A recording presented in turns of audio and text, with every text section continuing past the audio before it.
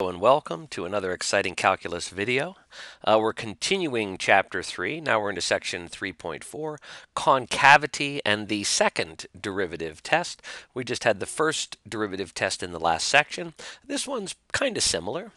3 bullet points: determine intervals on which a function is concave up or concave down. Find any points of inflection of the graph of the function, and apply the second derivative test to find relative extrema. The first derivative test helped us figure out if a point was a min or a max. The second derivative test does the same thing, but I think in a much slicker way. Okay, let's talk about concavity. It says you've already seen that that locating the intervals on which a function increases or decreases help to describe its graph. In this section, you'll see how locating the intervals on which the derivative increases or decreases can be used to determine where the graph of f is concave up, curving upward, or curving downward. And before we get started, let's have a definition of concavity. Let f be some differentiable function on an open interval I. The graph of the function f is concave up when the derivative f prime is increasing on an interval. It's concave down when the derivative is decreasing on that interval. The assignment for this section, everything is on WebAssign for this one, nothing out of the book. 8 questions on WebAssign. Okay, the following graphical interpretation of concavity can be useful. It says, 1, let our function f be differentiable on the open interval I. If the graph of the f is concave up on that interval, then the graph of the function f lies above all the tangent lines. So down here, I'll just hit this in red. The red graph, or the red line, is the graph of the function. If it is concave up, then all tangent lines will be underneath it. Here's a point of tangency. The tangent line is underneath. Here's another one. If all those tangent lines are under the graph, then it is concave up. On a similar fashion, we have this red one here. If all of your tangent lines lie above the graph of the function, then it is concaving downward. There we go. And let me even do this. Another way to think about this, f prime is a rate of change. F double prime is the rate of change of the rate of change. So think about this, if a function is, we have this, it's increasing at an increasing rate. It's getting steeper and steeper and steeper. But there's going to be some point where we're no longer increasing at an increasing rate. We are now increasing, but at a decreasing rate. We're becoming less and less steep. So here we were concave up, and then on the other side, we're concave down. So that's that inflection point, when we go from increasing at an increasing rate to increasing, but now at a decreasing rate, if that helps.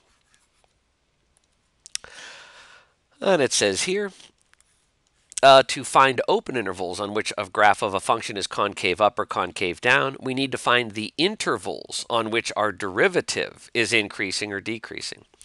For instance, the graph of 1/3 x cubed minus x is concave down from -infinity to 0 because our derivative here, f prime, the first derivative, is decreasing.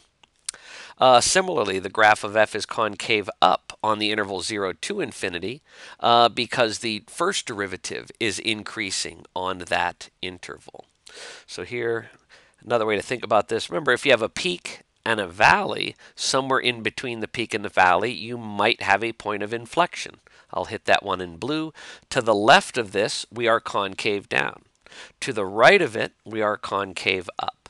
So those points of inflection are going to arise between the mins and the maxes, the peaks and the valleys.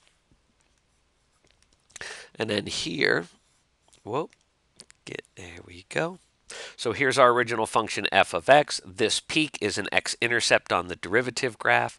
This valley is also an x-intercept on the derivative graph. So when the derivative is increasing, or when f prime is decreasing, going downhill like this, that means we're concave down. Let me hit this again with this colored ink. So here we are concave down. And that is where this graph, oop, that's supposed to be red ink, is going downhill. And then I'll switch to black ink here. Here it is concave up, and that is when, notice it doesn't matter if we're above or below the x-axis, but this is where f prime is increasing.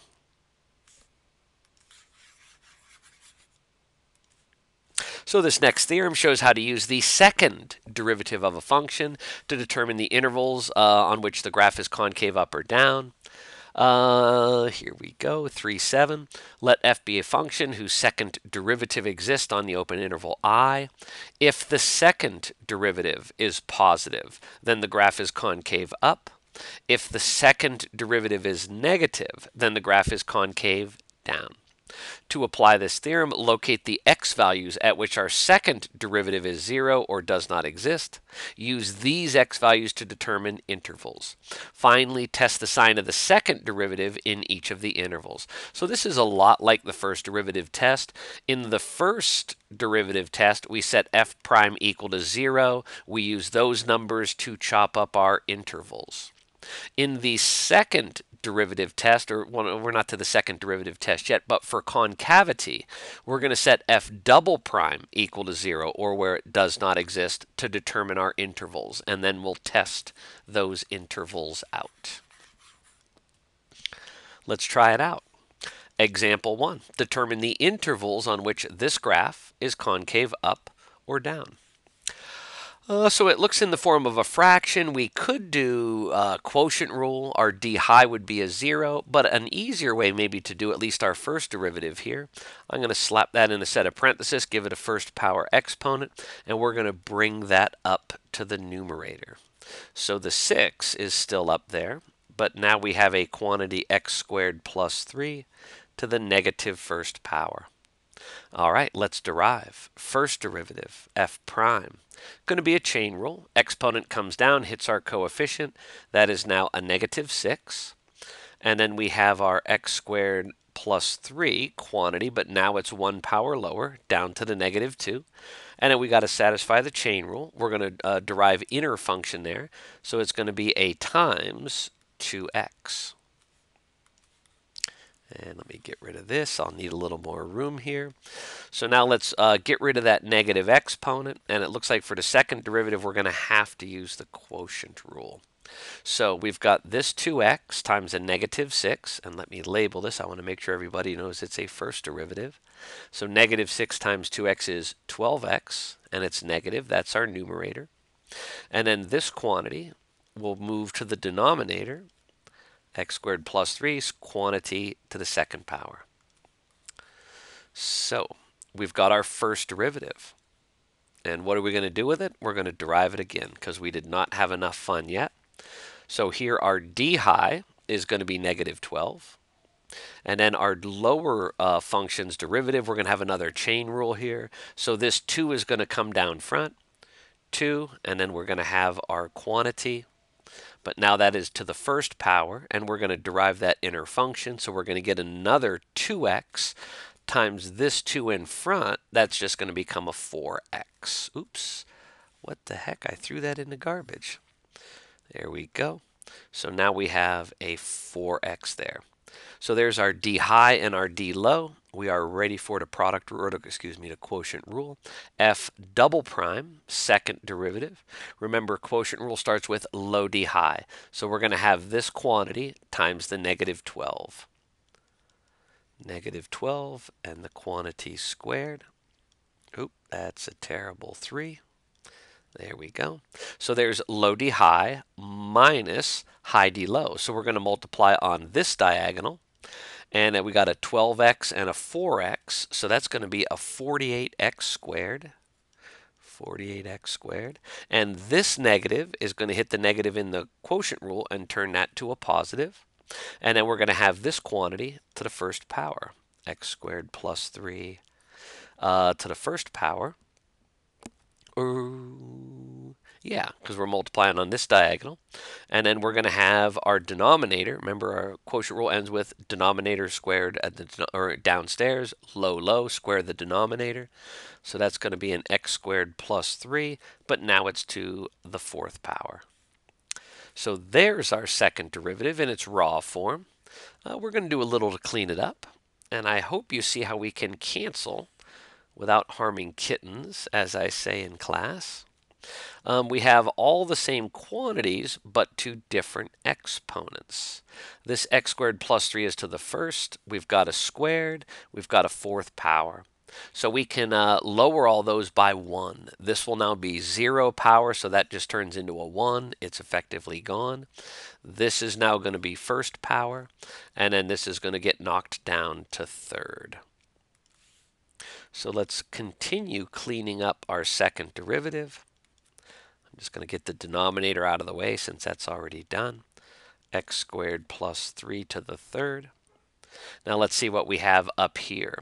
We're going to distribute a negative 12 and have negative 12x squared and 48x squared. Well, 48x squared minus 12x squared is 36x squared. And then we're going to have minus 12 to the 3 is a minus 36. And there's our numerator. And it looks like there's one more little thing we can do. Let's factor a 36 out of that numerator. So again, I want to label, make sure everybody knows this is the second derivative. Factor out a 36, and we have x squared minus 1. Denominator is quantity x squared plus 3. That is cubed. All right, all that work, we've got our second derivative, and we do want to set this equal to 0 or find out where it fails to exist. The numerator is pretty straightforward. If we set it equal to 0, we can divide out the 36, and then we're going to add 1 and take the square root. So x is plus or minus 1. What about the denominator? Well, if we set that equal to 0, we could cube root both sides, so x squared plus 3 is 0. If we subtract 3, we have x squared equals negative 3, and that does not result in real solutions. So this is never equal to 0. Never equal to 0. So we only have 2. And these aren't critical numbers. Those come from the first derivative. These are just the numbers we're going to use to chop up our intervals. So let me get my little grid up here. First interval, of course, is going to go from negative infinity to the low number negative 1, and then negative 1 to positive 1, and then 1 to positive infinity. So we're going to pick out some test values. If you have me for class, you know my usuals. We'll do a negative 10 here, we'll do a 0, and we'll do a positive 10 for the last interval. And notice now this is the sign of the second derivative, f double prime.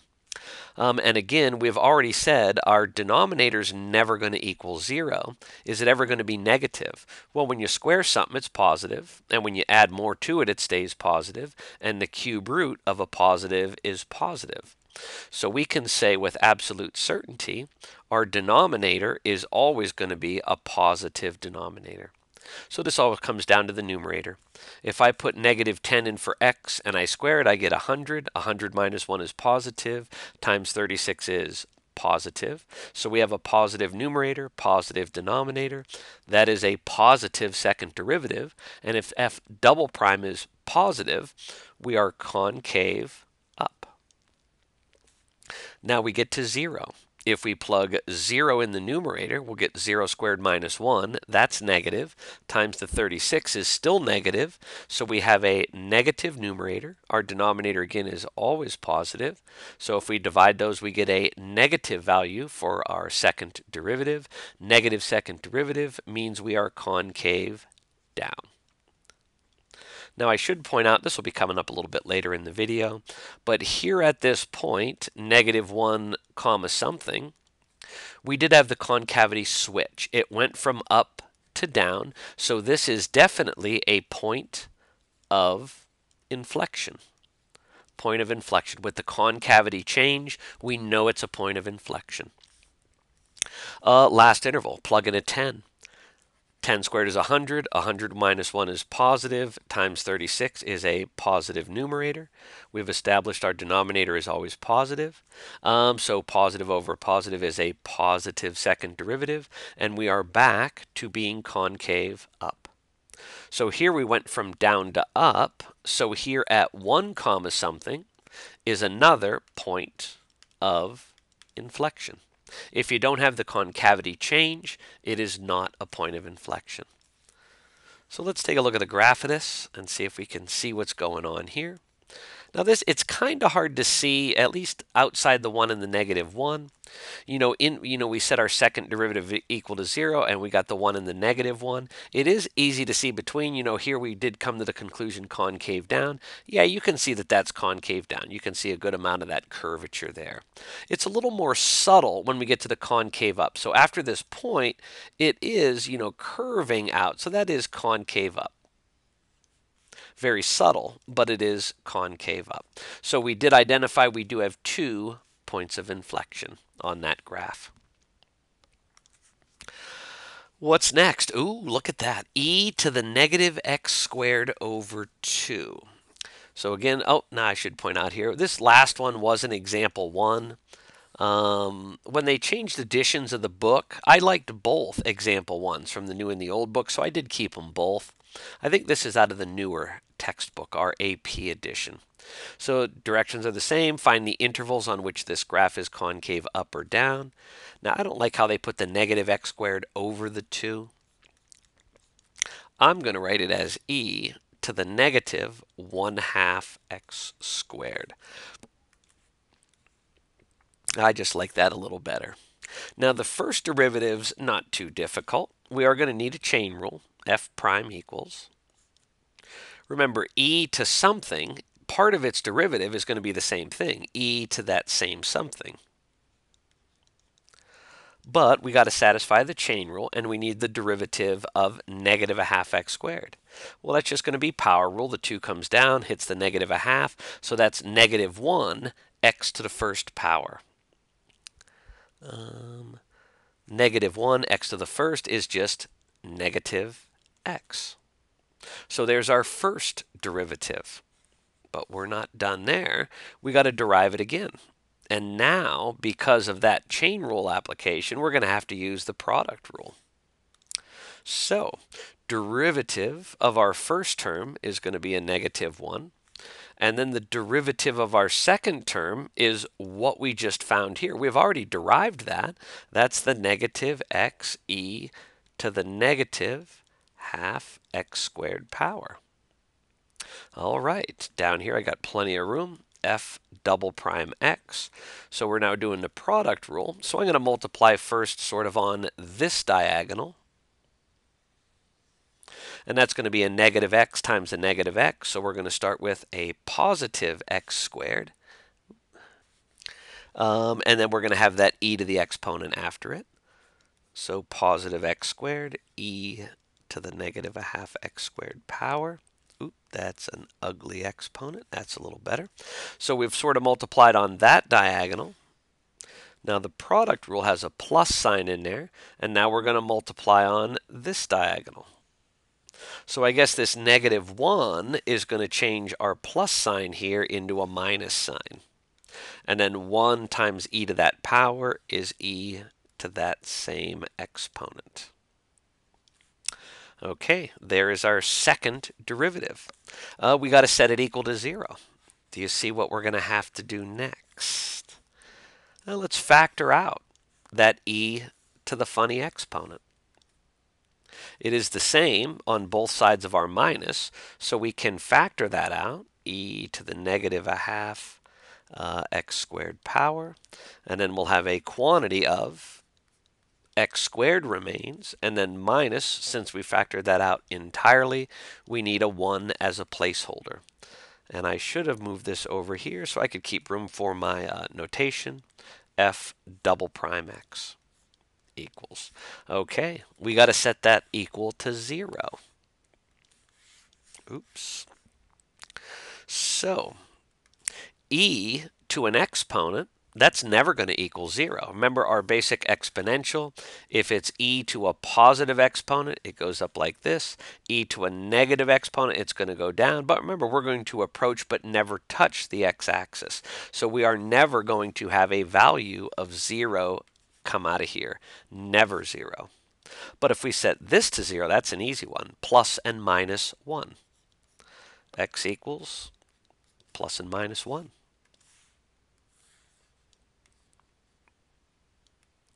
Get our little chart ready here.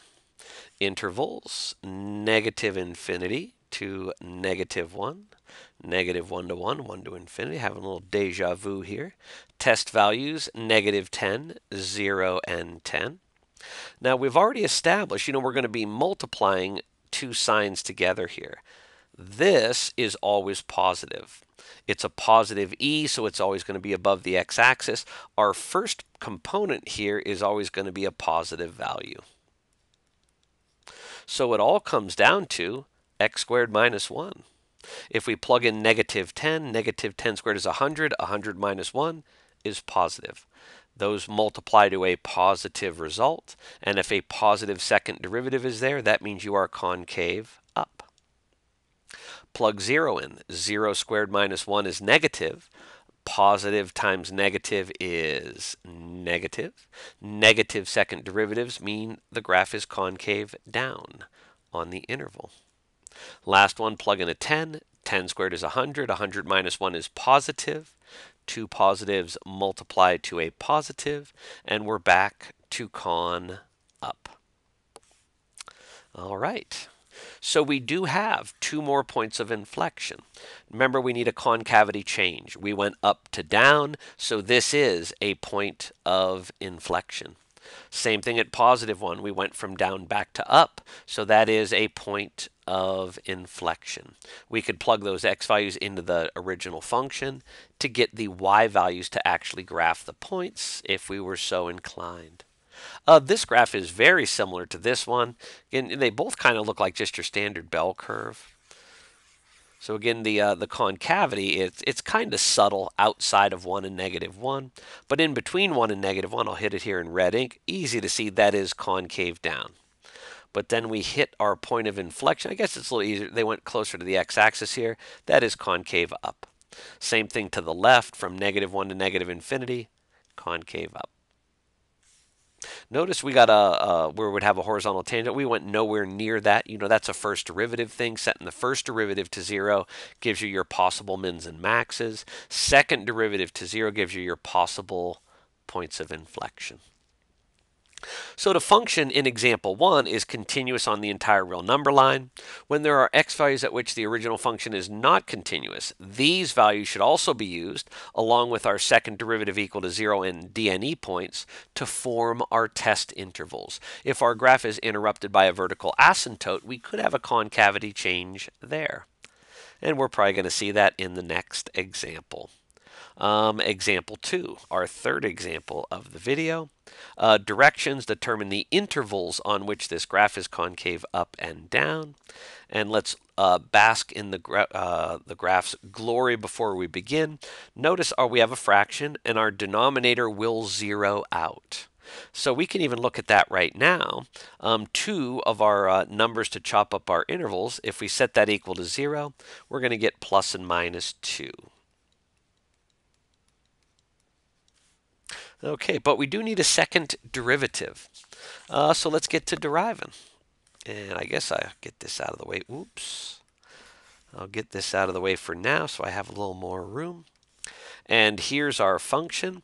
D high is going to be a 2x. D low is also going to be a 2x. So our first derivative, f prime, remember, we start low d high, so our d high is a 2x, and our low is x squared minus 4. So there's low d high minus high d low. Our high is x squared plus 1. Our d low is also a 2x. Our denominator is going to be the original function's denominator, but now squared. x squared minus 4 quantity squared. Now, if you're thinking about canceling like this, don't you do it, because we have another term over here that does not have that same quantity. So it looks like we're just going to distribute and collect some like terms. So now we got a bunch of algebra ahead of us. Let's distribute this 2x. So that'll be a 2x cubed minus 8x minus 2x cubed. Ooh, I like where this is going. And that'll be a minus 2x. Denominator, we're just going to leave it alone. I would not FOIL that out. And I'm just going to not copy my notation because I'm just going to work my way back up here. Denominator stays the same. X squared minus 4 quantity squared.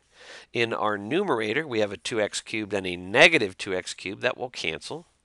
And then we got a couple negative numbers to add up. Negative 8x, negative 2x, that's negative 10x. There is our second derivative. Okay, remember we find, oops, that's supposed to be second derivative, f double prime. There we go. So let's set our numerator equal to 0. That would just be x is 0. And we already sort of did it, but we could do it again. Let's set our denominator equal to 0. We'd take a square root to get rid of the squared. Square root of 0 is 0. X squared minus 4 equals 0 is going to take us back to x is plus or minus 2. Plus or minus 2. So we do here have 3 numbers. Oops. Oh, what am I doing? That is our first derivative. That's not double prime. Get out of there. Okay. Yeah, this is our first derivative. We got to derive this again. My bad. So let's see. Quotient rule again. Now our d high is a negative 10. And our d low, ooh, now careful here, we're going to need a little chain rule. So the 2 is going to come down front. 2, and then we have our same quantity, but now it's down to first power, and then our inner function is going to derive to another 2x. When that 2x hits this 2, it's going to become a 4x. 4x. Okay, now it's time for f double prime. This is really the second derivative. Okay, once again, low d high. So we're going to sort of multiply on this diagonal. So that's going to be a negative 10 times our denominator, negative 10, and then this quantity squared. So there's low d high. Now we're going to do high d low. So we're going to multiply on this diagonal. And remember that low d high minus, and when we multiply the first terms, we have this negative, we'll change this to a plus, and 10x and 4x, that's 40x squared. And then we have our quantity, x squared minus 4. And our denominator, we got to do a low on this, square that again. So the x squared minus 4, when it was quantity squared, we square it again. Now it's to the 4th power. Okay, pretty substantial second derivative. And we are going to clean it up a little bit. And we are going to be able to cancel a common term in both terms of the numerator as well as the denominator. We have the same x squared minus 4s, and our lowest power is first, so we can divide that out. So the first power is gone. The squared is now down to first power, and our denominator, 4th power, is knocked down to 3rd. So let's clean this up one more time. Get the denominator out of the way. X squared minus 4 to the 3rd. And let's see what's happening up here. We'll distribute this negative 10. That's negative 10x squared, but we've already got 40x squareds. 40 minus 10 is 30. So we got 30 of them left, 30x squareds. And we distribute the negative 10 to the minus 4, so that becomes a plus 40. There is our second derivative, all nice and cleaned up. And there we go. So let's see. Let's set our numerator equal to 0. I'm just going to come down here and do a little scratch work. 30x squared plus 40 equal to 0. So that means we're going to subtract 40. So 30x squared is equal to negative 40 equals negative 40. We could divide by 30. So now it's negative 4/3, but as soon as we take the square root, we've got a negative under our radical. So that numerator is never equal to 0. Never equals 0. Or you could have looked at it like this. X squared is always positive, and you multiply by a positive, so that's still positive, and then you're going to add some more. Since we're adding, it's just going to be even more positive. So the numerator is never 0. But down here, if we set that equal to 0, we can cube root is 0, 0, add 4, and take the square root. So once again, we get x is plus or minus 2. Okay, so we have 2 numbers to chop up our intervals. That means we will have 3 intervals, just like we see here in the box. So our intervals go from negative infinity to negative 2, negative 2 to 2, and 2 to infinity. My test values, good old negative 10 and 0 and 10. Now our numerator we've established is always positive. Always positive. So if I put negative 10 into my denominator, negative 10 squared is 100. 100 minus 4 is positive. And if you cube a positive, it's still positive. So that's positive over positive, which is a positive second derivative, and we are concave up. If I put a 0 in for that x squared, 0 squared minus 4 is negative, and a negative cubed is still negative. So that's a positive numerator, negative denominator, negative second derivative. Our concavity is now down.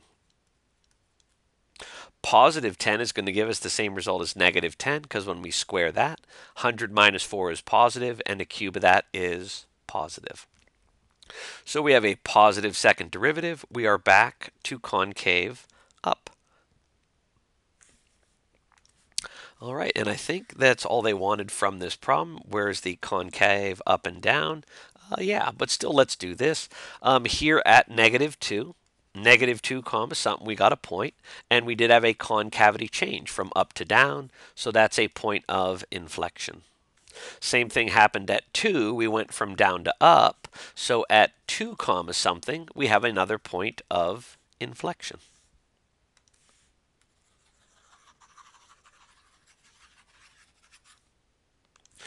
Now remember, our original function is undefined at 2 and negative 2.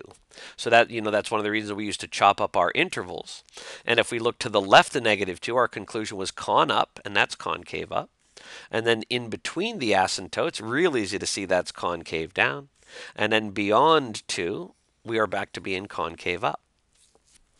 Okay, good stuff. And I think that leads us to now, more talk about points of inflection. The graph in 326, is that what I have over here? Or was that the last one? No, 326. So you'd have to look back to this one is what they're talking about here, sort of our bell curve looking graph. Has 2 points at which the concavity changes. If the tangent line to the graph exists at such a point, then it is a point of inflection. 3 types of points of inflection are shown. Ooh, now hold on, let me back that up. Yeah, so that at 2 and negative 2, those are not points of inflection. My bad, because those are right on the vertical asymptotes. What was I thinking? Those just broke up our intervals. But at negative 2, it's not a point of inflection because there is no point there. My bad, I can't believe I did that. Blah, blah, blah. 3 types of points of figures are shown. So I think that's here. Yeah, we could have a point of inflection where that line would be horizontal. That's our second derivative equal to 0. If our second derivative does not exist, it would be this. We'd have a vertical line there, slope undefined. And we could have one at any angle in between. Concave up on one side, concave down on the other. So the definition here, let f be a function that's continuous on an open interval. Let c be a point in the interval. If the graph of the function has a tangent line at this point, then it is a point of inflection of the graph of f, when the concavity changes from up to down or down to up. And then it says, this definition of a point of inflection requires that the tangent line exist at that point of inflection. Some texts do not require this. For instance, using this definition, this function does not have a point of inflection at the origin, even though the concavity of the graph does change from con up to con down. Some piecewise functions can do some crazy stuff. So it says to locate, let me get my highlighter out here, to locate possible points of inflection, we determine the values for which the second derivative is 0 or non-existent. This is similar to the procedure for locating relative extrema. And then our theorem here says if a point is a point of inflection, then either the second derivative was 0 or non-existent. The converse of this is not necessarily true. That is to say, if the second derivative is 0 or non-existent, then it's a point of inflection. It's a point of inflection. That's not necessarily true. Just because the second derivative is equal to 0, it is a possible point of inflection. You're not guaranteed. But the way the theorem is worded, it's sort of backwards. If you know it's already a point of inflection, then that means the second derivative must be 0 or non-existent. So we got another example here, example 3. It says here, determined the points of inflection. So here they want us to actually find the point. We'll find the x and the y value that goes with them. And this is a nice one. We're not going to have any major deriving here with products and quotient rules. This is just a nice friendly polynomial. So let's do here f prime, first derivative, nice power rule, 4x cubed minus 12x squared. Okay, first derivative out of the way, second derivative coming up, f double prime, another power rule. Now it's 12x squared minus 24x. So there's our second derivative. Let's set it equal to 0. Okay, easy way to find that. Let's factor out a 12x. So that's going to leave us an x minus 2 equal to 0. And if we set each of these terms to 0, here 12x equals 0, we're going to get x is 0. I got to hide them up here. And the x minus 2 in parenthesis, if we set that to 0, you're going to get x is 2. So I guess I'll get this out of the way. I'll just keep my factored form of the second derivative. That's what we'll put our test values into, f double prime. So our numbers here that chop up our intervals, negative infinity to 0, 0 to 2, 2 to infinity. So our test values, we can still use negative 10, but now we can't use 0 because that's one of our numbers here. But we can still use 1. That won't be too difficult, and we'll do a 10 here. So we've got two things multiplied. Our sine of our second derivative will just come from multiplying a couple things. And let's see here, negative 10 goes in. 12 times negative 10 is negative. Negative 10 minus 2 is negative. Those are going to multiply to a positive result. And our conclusion is con up, concave up. If we put a 1 in there, 12 times 1 is positive, but 1 minus 2 is negative. Those are going to multiply to a negative product. And if it's negative, our graph is concave down. Plug in a positive 10, 12 times 10 is positive, 10 minus 2 is positive, they multiply to a positive, and our graph is once again concave up. All right, let's actually find the points now. So here at 0, if I put 0 back into the original function, f of 0 is going to be 0 to the 4th minus 4 times 0 cubed. That's a 0. So at the origin, we have a point of inflection. Point of inflection. Concavity changed from up to down. Let's see what happens when we put a 2 in there. 2 comma, well, 2 to the 4th, that's 16, minus 2 cubed is 8, times 4 is 32. So that is going to be a negative 16 for the y value. And the concavity did change down to up, so that is another point of inflection. And I got the book's graph hiding up here in the corner. Let's see here. So the first thing we did is we found our numbers there, 0 and 2. Oop, get over there. It's easy to see the one at 0. Oh, it's supposed to be red ink. But if I go down below the 2, we got a point right here.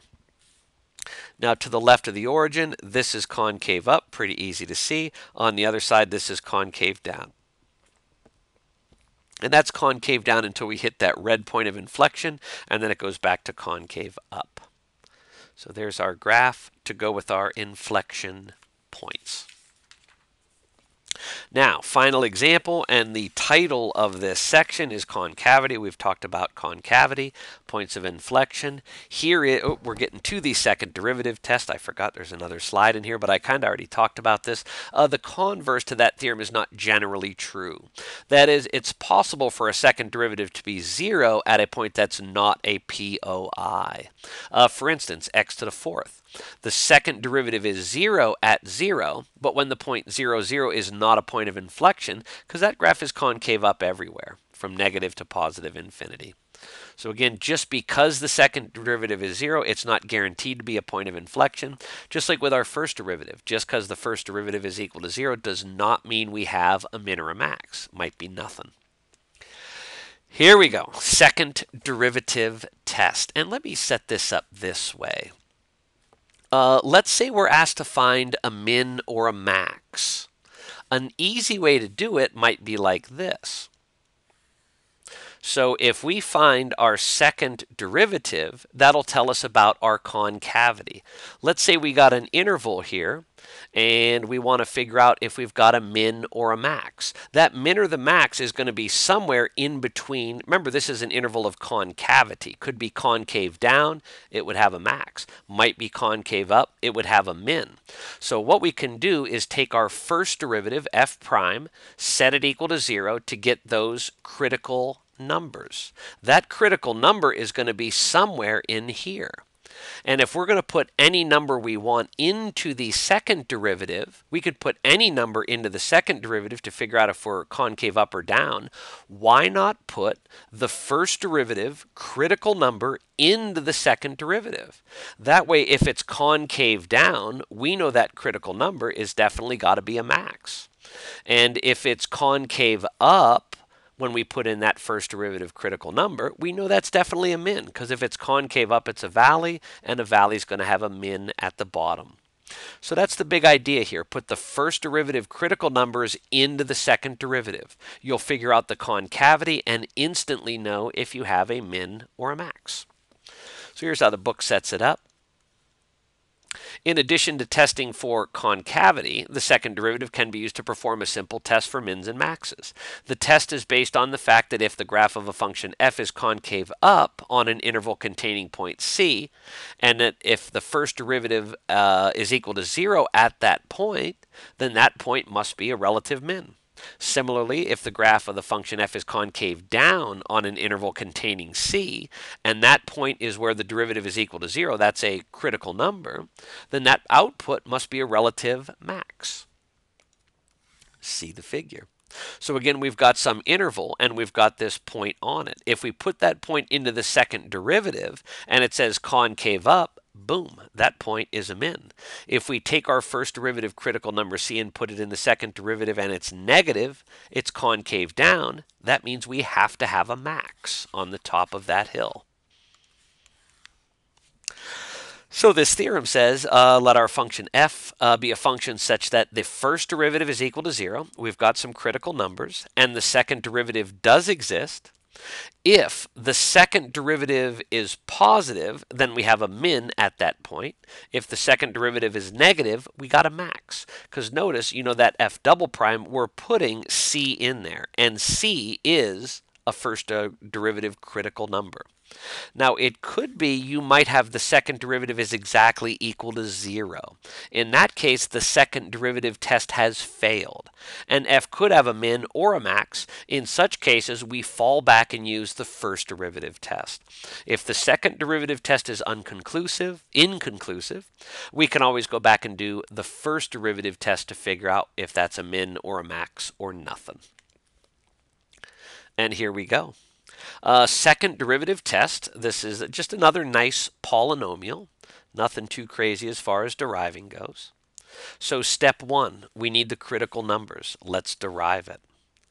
F prime equals negative 15 x to the fourth plus 15 x squared. Let's factor out a negative 15x squared. So when we factored that out, this is going to change to a positive 1 x to the second.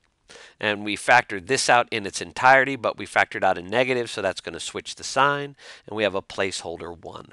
So here is our first derivative. If we set this equal to 0, we're going to set this term equal to 0 and get x is nothing. And we'll set this equal to 0 and get plus or minus 1. Plus minus 1. Now notice down here in the box we have this little grid.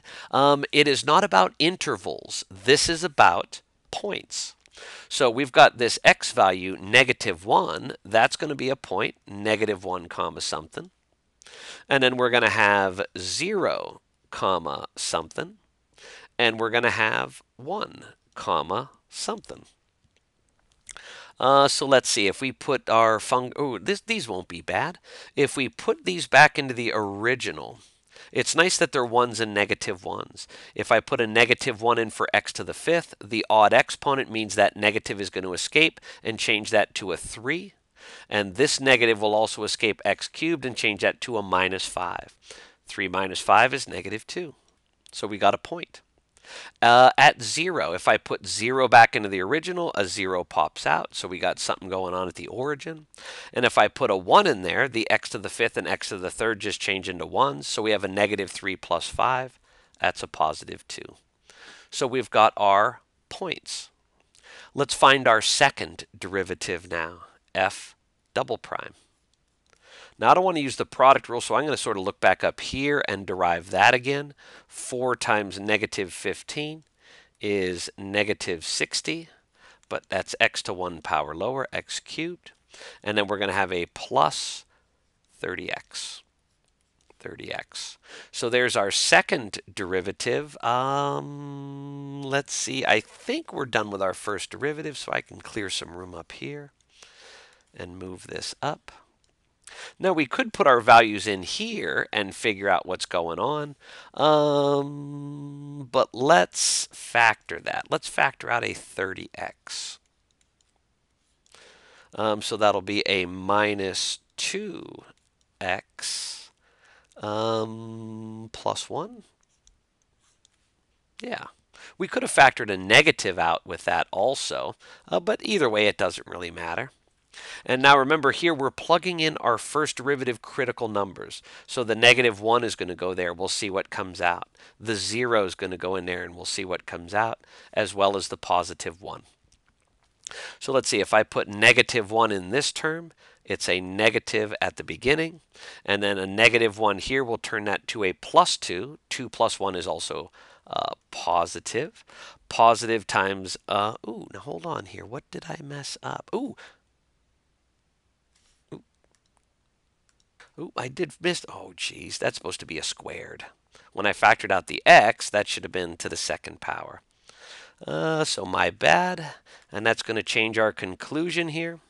Because when we put in that negative 2 and we square it, that's a positive 4 times this negative 2 is negative 8. Negative 8 plus 1 is negative, so those are both negative.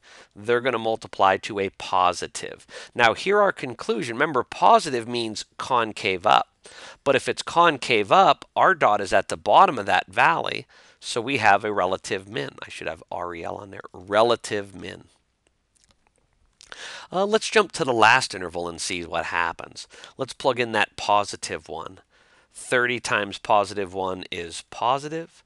Plug the 2 in, we'll square it and get a 4 times 2 is negative 2 is negative 8, plus 1 is negative. So that's a positive times a negative. That's negative. And if it's negative, that means our concavity is down. And if its concavity is down, our critical number is a point at the top of that. And so we have a relative max. Now, if we plug in the 0 into that, we're going to get 30 times 0 is 0, times this term is going to be 0. So here, the second derivative test failed. It's neither positive or negative. The sign of the second derivative is exactly equal to 0. Our test has failed. Fail. But we're going to go back and do the first derivative test from the last section to figure out what's going on. So I'm going to just look on my notes here. My first derivative, f prime, was negative 15. Get over there. Negative 15 x squared times x squared minus 1. And I'm just going to do a little chart here. Here's 0. So this will be negative infinity to 0. And our other one will be 0 to infinity. And let's see, I'm going to pick negative 10. We'll square it to be positive. And then a positive times this negative is negative. So we get a negative times here, negative 10 squared is 100, minus 1 is positive. So positive times negative is negative, and the function was decreasing on that interval. Ooh, and hold on, I think I just messed something up. Remember, we got to stay real close to the origin. When I picked negative 10, that actually put us way outside of that interval of concavity. We sort of bled over into this other interval of concavity. So I can't use 10 and negative 10. Let's use negative 1/2. Negative 1/2 will work, or negative 0.5. And let's note here, this is a negative 15 times x squared. X squared is always positive, times negative 15 is always going to be negative. So the first piece of our puzzle here is negative. And then when I put negative 1/2 in here, negative 1/2 squared is 1/4. 1/4 minus 1 is negative. So those multiply to a positive first derivative. And that means our function is increasing as we approach 0. On the other side of 0, again, we can't go to my usual 10 because we got to stay real close to that number. We got to stay in that interval of concavity. So let's use positive 1/2, and we're going to have the same result. Negative 15 times some number squared is going to be a negative first piece. And then 1/2 squared is also 1/4, just like negative 1/2. Minus 1 is negative. So those multiply. Negative times negative is positive. So we are still increasing. So when we did the first derivative test, to the left, we increased till the point, and then after that, we kept increasing. So that point is neither a min nor a max. The second derivative test failed. The first derivative test really found out what was going on. Okay, let's look at the graph of this. There we go. So, our numbers for our intervals, or no, we were just doing, this was the second derivative test. So we set our first derivative equal to 0, and we found a couple points. At negative 1, we might have had a min or a max. At positive 1, and 0 was also a suspect. Now, here's how this test works. You know, we have this interval. And we figured out that that interval was concave up using the second derivative test. We could have plugged in any point to find that concave up. If I had plugged in this point, we would have used that one. It's negative. We would have known it's concave up. I could have used a point over here. But why not use the first derivative critical number?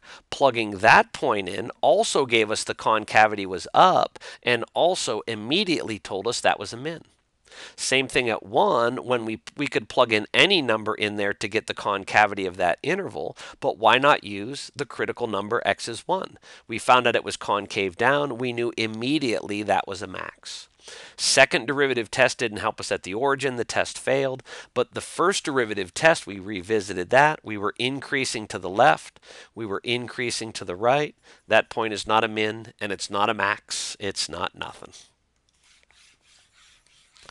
Okay, I hope this video was not too painful. The next time I see you in class, we'll do some odd problems, and I got some good handouts too. We'll especially dive in and do some problems like example 4 to apply that second derivative test. I will see you in class.